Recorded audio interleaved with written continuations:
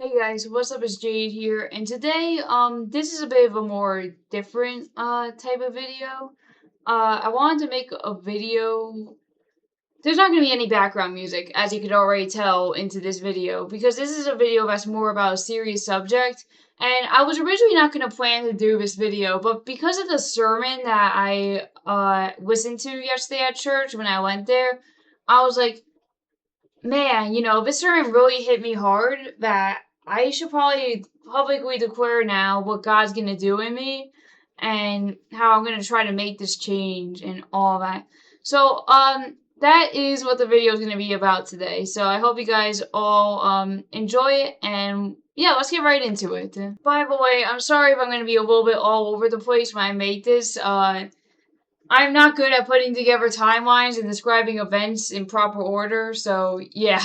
Okay, so one of the things I definitely do struggle with quite a bit is being able to drop my past and all the negative stuff that happened in it. Now, for the most part, okay, I did have a pretty good past, growing up. Like, I got a good amount of things I wanted for Christmas, and, I did, I got a good amount of stuff I wanted for my birthday. I was able to go to college and graduate with like a 3.7 GPA and stuff like that.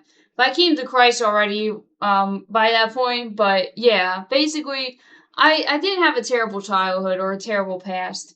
But there were still a few things that happened before Christ and even after Christ that are things that I still unfortunately kind of hold on to.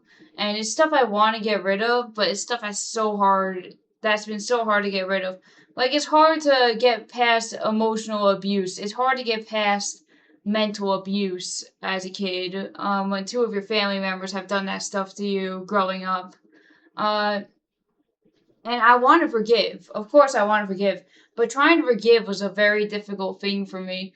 When someone in your own family decides that says that they're embarrassed of you and they're embarrassed of, your parents, like, and then and then they don't say it to you, but they say it to your parents. That's pretty, like, hard to deal with as well. And the thing is like these days I am starting to come to forgiving. I want to forgive because I don't want to carry around bitterness. Because after I listened to that sermon yesterday about how some stuff we just need to let go of, and that's what I want to do. I want to let go of of the bitterness. I want to surrender it, and I want to just start going forward because I cannot let the past that doesn't happen anymore define who I am now. When most of these things don't even happen anymore. I'm not getting bullied anymore because I'm 22. I'm not a kid in school anymore.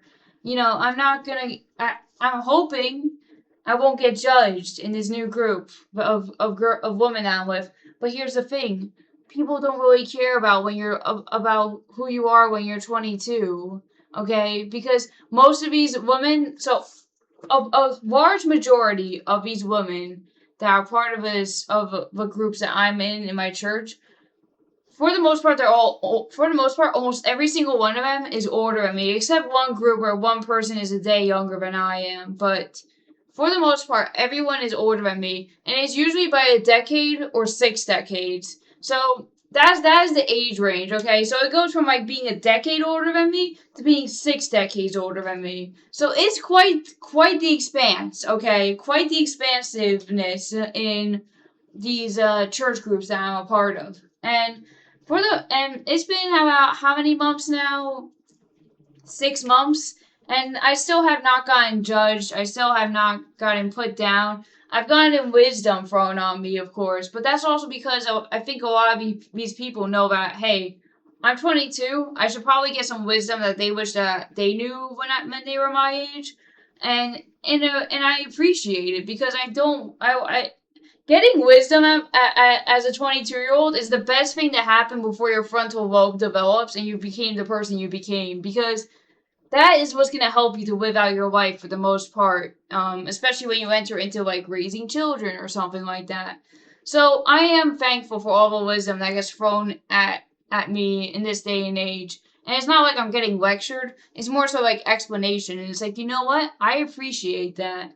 But yeah, unfortunately, things from like my past when I would be like in certain groups with people my age, and then I don't know why this is happening. Hold on. No more sunlight. I'm just gonna use the light in my room from now on because I cannot deal with the sunlight always kind of like getting on like these parts of my face. So, anyways, yeah. So it was definitely affecting the way I perceive things about my church group now. I'm afraid I would get anxious, being like, oh my goodness, like what if this all repeats itself again? Like because because I trusted another group in the past, and that kind of stuff did happen to me where like I thought I could trust people, and I would get judged or something like that. And the thing is that like it doesn't matter anymore, okay? First of all, these people are not my age, like I said. They're older than I am. So they should be mature enough to understand you shouldn't be judging someone that's way younger than you because they're still trying to figure out life. That's number one. Number two, you're a Christian. You shouldn't be judging someone let God do that. Let God judge me instead of you judge me. You can tell me what I'm doing wrong, that's sin, and help me figure it out and help me get through it. But I shouldn't be judged, is what like for who I am or like what I think and stuff like that. But anyways, so like even like now, so I'm gonna refer to her as my sister going forward. Now she is not my actual blood related sister, okay? We are sisters as in friends. Because I don't have an actual sister, so she's kind of like the sister to me, and like an older sister. So for the most part, like I used to trust people a lot back when I was a teenager and felt like a lot of them were like siblings to me. And there was all and the problem with that is there would always come a time in that friendship where eventually I don't even know what it would be, but I would start getting people would start being against me for reasons that they wouldn't tell me. Like I had a friend who was like this, and I was afraid like, what if this is happening again? Should I just start giving her some space or something? Like what do I do here? And I even kind of confronted my sister about this. Like, should I start giving my sister some space? And I told her like this is kind of like a fear from my past, and uh, I think from that point forward, seeing how I acted and behaved, it made me realize like, geez, this is actually something I gotta drop because I don't want to start affecting people who I actually have a good friendship with and who actually care about me because of stuff from my past that I just can't drop, stuff that feels impossible to drop. And so yesterday, what the sermon was about, is now kind of what I want to work in. Just dropping everything from my past, dropping everything that was negative, and moving forward in God. And, like, basically taking all the negative stuff and throwing it into the bin. And making sure that bin gets transported into the garbage truck and gets thrown into a dumpster fire where it's never to be seen, where it's never to be affected again. I want all these open wounds from 11 years ago to become scars that I can use as a testimony to say, look, I had to went through some pretty hard stuff. I've went through suicidal thoughts and even had one attempt before, but luckily God Himself told me to stop within 15 seconds of doing it. You know why the reason I'm still standing here is because Jesus is with me and Jesus wants me to continue living. So basically, what the sermon was about yesterday was basically letting go of things that are kind of like keeping us in shackles in a way. So like, addiction and stuff like that. Now, I personally don't really struggle with addiction. I think the only things that I really could consider that addictions that I've had are either addictions to video games or addictions to like McDonald's or Wendy's or something like that. I've never really had any drug addictions though, because by the time I was saved, I never even really tried drugs, and I was always kind of someone who was weary about drinking and doing drugs and stuff like that. So No, I've never really had addictions with those types of things, but there are people who have addictions with that. People who have addictions with porn and stuff like that, controlled by lust, unfortunately. Now, I don't know who deals with who, and if I did, it's none of my business to tell anybody. But it's stuff like that that the pastor was telling us to let go of. But even like certain things, like, do we want to be made well? Is what the real question is. Do I want to be made well from my past and actually be able to be healthy and go forward? Do I want to be able to just jump into the water that's talked about in one of the passages in John? I believe is in John 5. Uh, and it's basically about the man who was like unable to move for 38 years.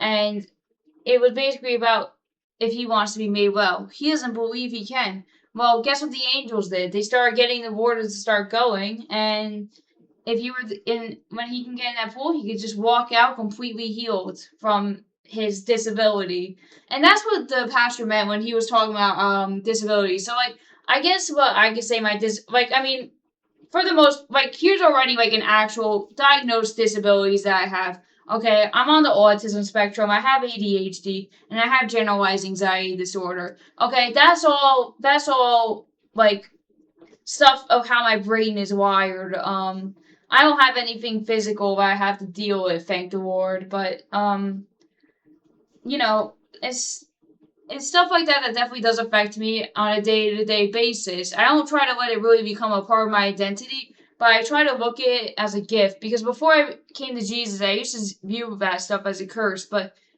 I think I got that stuff. Like I'm the way I am because God wants to use that as a way for me, I guess, to like spread a testimony to others who are similar to me in that aspect or something like that. Because I've had to go through a lot since I was a year and a half years old to get to where I am today. So yeah, I'm trying to explain this as best as possible. And one of I guess the disability in his kind of thing that I had, like in his sermon that I had was the disability of carrying bitterness and carrying the weight of my past, carrying the weight of bitterness, carrying the weight of carrying the weight of the feelings that fell from it, carrying the anger that is still connected to it, carrying the hurt that is still connected to it. I'm carrying all these rocks that I could easily just throw out, that I could easily just open up the backpack or the sack and get the rock out and throw it into water underneath a bridge or something like that. And that's all I could do. That's all I really could do. But it's so difficult when you don't even really recognize it when it's happening. And I realized, like, yeah, I really shouldn't be letting these open wounds from, like, so many years ago still affect me to this day. But it's hard to do that when you don't really recognize it all the time.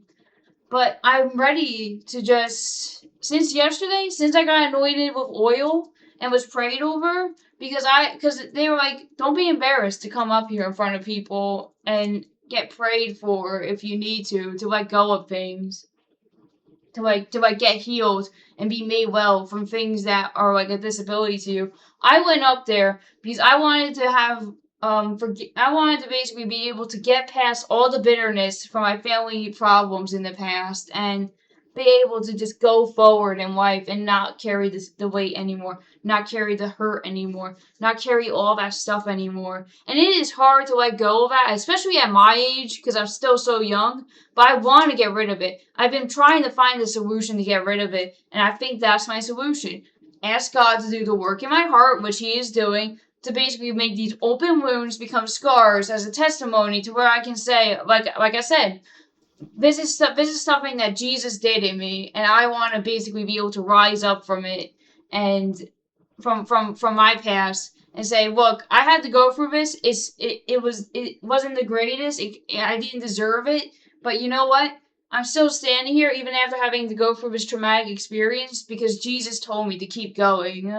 And Jesus is the one keeping me alive and keeping me breathing. So that's kind of like the best way I guess I could put it. And I am trying to make those changes now by like forgiving people from like my from like bitterness and stuff like that. Like last night I texted someone who I had some bitterness against, and I'm like, listen, I'm sorry. Listen, I'm going to forgive you. I'm sorry if I showed signs of bitterness towards you. I hope you can forgive me like I forgive you. And if you want a relationship, I'm fine with it at this point. But it's really up to you if you want one. Because I'm kind of cool with anything these days. It's basically the kind of like action reaction I had, basically the kind of behavior I had towards it. So yeah, that's the big majority of it. The majority. So one of the songs that they played during worship yesterday before the sermon is actually like what's really kind of connecting to me now with the situation, and I'm gonna sing some of it because it's a good song and it really kind of relates to my situation. And I can even try to explain the lyrics as I go through after I go through it. So uh yeah, here's where I'm gonna start. So here is where I lay it down, every burden, every crown. This is my surrender. This is my surrender. Here is where I lay it down, every lie and every doubt. This is my surrender.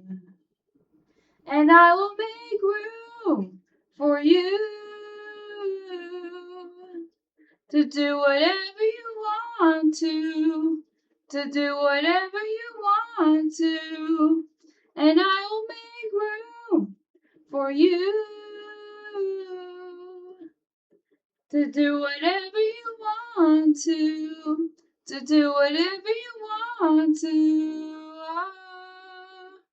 So I'm gonna go through those lyrics. So here is where I lay it down. It's basically describing. I'm gonna lay down all these. This is where I'm coming to like bring to like lay something down to like put something down and throw it on the ground or something. um and every burden that I had about things in my past, I guess I could say in this case scenario, and everything that kind of felt like pride to me were like, you know, and it's not like, oh, I want to be this way, like, oh, I'm so happy to be this way. Obviously I wasn't, but pride and like I felt like it was just something I couldn't get rid of and something that was just going to be stuck with me, which it doesn't have to be stuck with me. um and this is my surrender means I'm surrendering it to him. I'm surrendering it to God and telling him, listen, I don't want to keep holding on to this. You can have it. This is my surrendering to you. This is me laying myself down right now to you and telling you that I don't want to keep dealing with this anymore. So I'm surrendering. I'm putting up the white flags that say I'm done. Uh and this is basically saying, here's where I lay it down, so I'm laying something else down. Every lie and every doubt, which is definitely lies from the devil about myself, about the type of person I am, where I don't think I'm good enough and stuff like that, or where I see myself as basically in a not so positive light as how God would want me to see myself, and He'd want me to see myself in a better way. And every doubt. Because I definitely have a lot of self doubt, and I have a lot of doubt about things.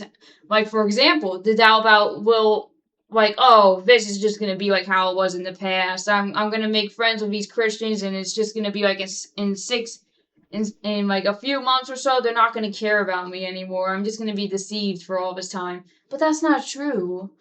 And here's where I'm saying that this is my surrender. I'm surrendering it again. I'm holding up the white flag. I'm done. I'm done. Take it away from me, please. Oh, I don't even have a white flag I can use. But basically, I'm saying I'm done. I'm done with this. Just take it all away from me, God, because I can't do it anymore. So I will make room for you, which means I will make space for him to do for him to work for him and me. to do whatever you want to. I'm going to make space for him to do what he needs to do to help clear me from this. To do whatever he wants to do within me. To get rid of everything that I weigh down to surrender. I will make room for him to deal with it and for him to fix it in me. That's what it means to do whatever you want to, and then it's just gonna repeat that again, and it's just basically me again declaring a second time. But I will make room for him within myself, for him to do whatever he needs to do in me, for whatever he wants to do in me, to help fix this in my heart. And that's basically like this song is probably gonna be on my repeat for like days now. And if anyone's interested in what the song is called, I forgot if I said who this was by. The song is called Make Room by Community Music and the Church Will Sing.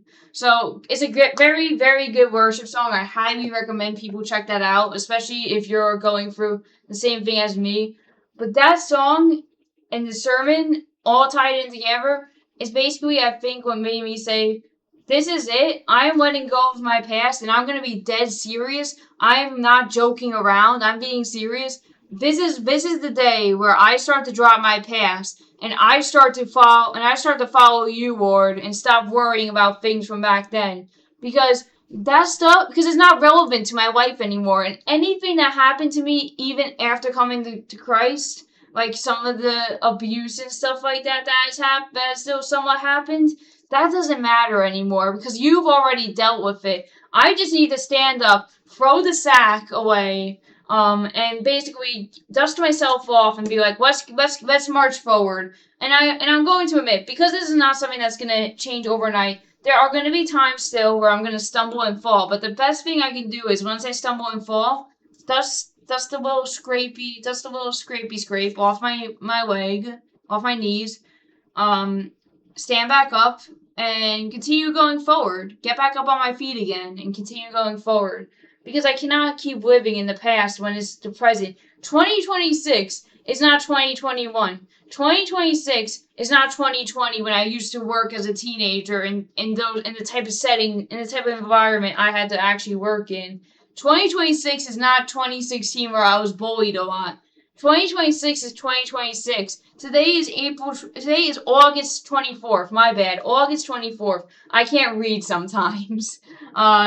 But it does say August 24th, 2026, 11:53 a.m. That is what today is. And that is what right now is. But I shall focus on today and not focus on the past. Because the past is the past. And I can't change the past. And I have to just come to and I'm going to come to the acceptance that I can't do anything about it. Did I deserve what happened to me? Of course not. But what I can do is I can continue moving forward and drop it and let God take care of it.